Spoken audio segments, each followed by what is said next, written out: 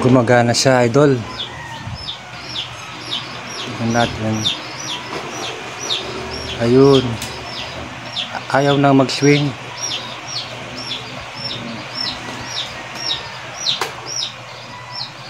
Tsaka yung takip niya nakangat na.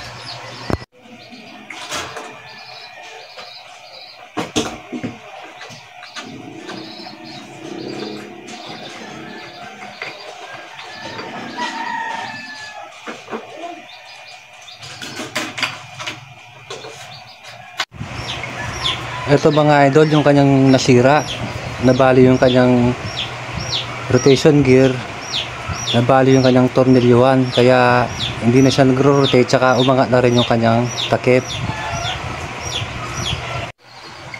Ayan mga idol, binalik ko muna. Ito yung binalik ko yung plastic na nabali, naputol, ayan oh. Bali yung gitna, wala nang laman, yan oh.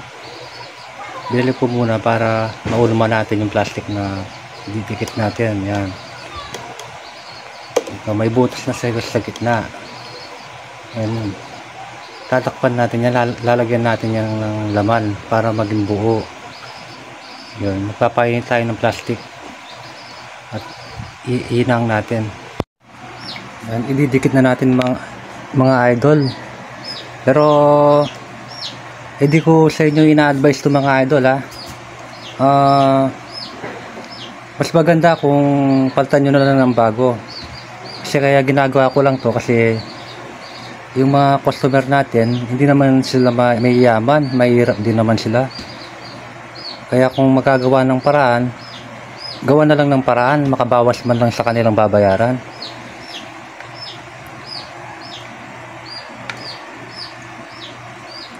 Nasa sa inyo na to kung gusto nyo gayahin yan. Ako nagsishare lang sa inyo kung paano ako nagre-repair.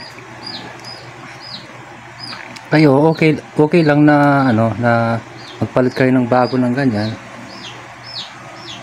Lalo na kung sarili nyo naman ng electric fan, bilhin nyo na lang yan. Ito ginagawa ko to kasi gusto ko rin kasi nag-explore ako ng ibang technique eh. Gusto ko rin kasi may sarili akong paraan.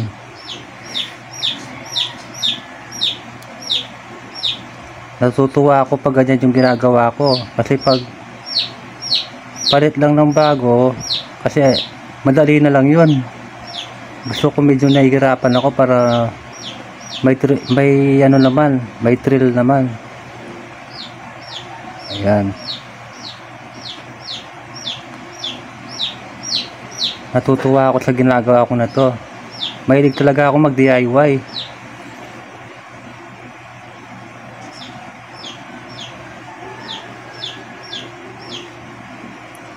Ayan o. Nalagyan lang, pupunuin natin ng yung natanggal yung mga plastic, ibabalik natin yun. Pupunuin natin yan.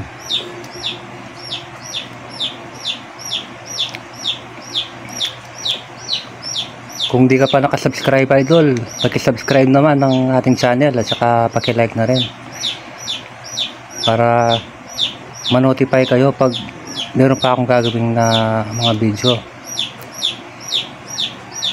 Depende sa ating mga gagawin, mga nagpapa-repair, tuturo ko sa inyo paano ang pagtutroubleshoot. Pwede nyo bisitahin yung aking channel. Meron na rin akong mga video tungkol sa paggagawa ng mga pagtutroubleshoot ng mga flat TV at marami pang iba.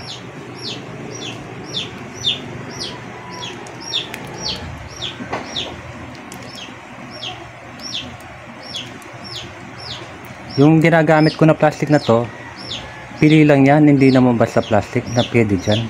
Kasi isipin mo naman, ano yan, meron ano yan, merong pressure yan. Pag nagro-rotate yung pan natin, mabigat yan. Kaya dapat yung gagamitin natin plastic, yung mga plastic na matibay, yung plastic na nanggaling sa mga branded na mga appliances. Ayan, kamukha nito, matibay yan. Pag dumikit yan, talagang matibay pa siguro dito sa pinaka original nya. Okay mga idol, tatapusin ko muna para pagkita ko lang sa inyo pagkatapos.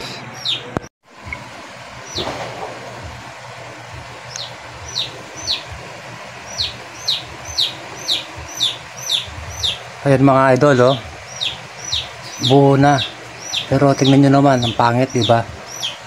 Pero okay lang yan mga idol, hindi naman yan makikita eh. Importante na repair natin. Ayan yung butas nya, oh. Yung butas nya, oh, nakompleto na natin. Kumakapit na dito sa kanyang gearbox. Ayan, oh. Pag natornilyo natin to, dati kasi nahati na yan, hindi na kumakapit yung, nandiyan yung tornilyo pero hindi na kumakapit dito, umaangat na to. Kaya ganyan din na siya nag-rotate. Tsaka yung takip niya, umaangat na. Ngayon,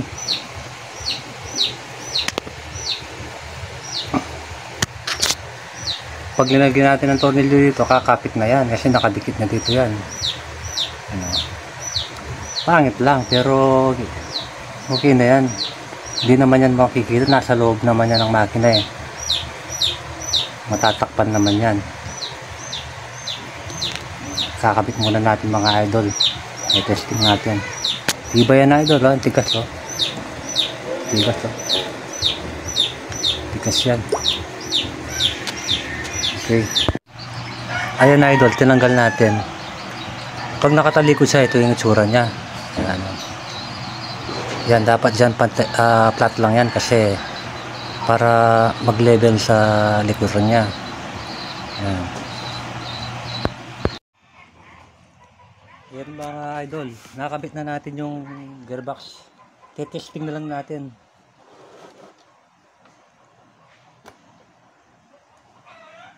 Ayan na, working na ulit. Ano naman, hindi naman siya umaangat, matibay yan. Kung mababali man yan, hindi na sa part na nilagay natin plastic, sa ibang parte na yung original. Dito kasi medyo mahina kasi ito eh, yung material nito mahina pagka plastic, kaya madaling mabali. Pero kung hindi naman mapipirsa yan, hindi naman masisira yan. Yan idol, hanggang dito na lang siguro tayo. Tapos na rin yung ginagawa natin. Sana nakapulot kayo ng kahit konting idea. Maraming salamat sa inyong mga panonood. Huwag niyong kalimutang mag-subscribe.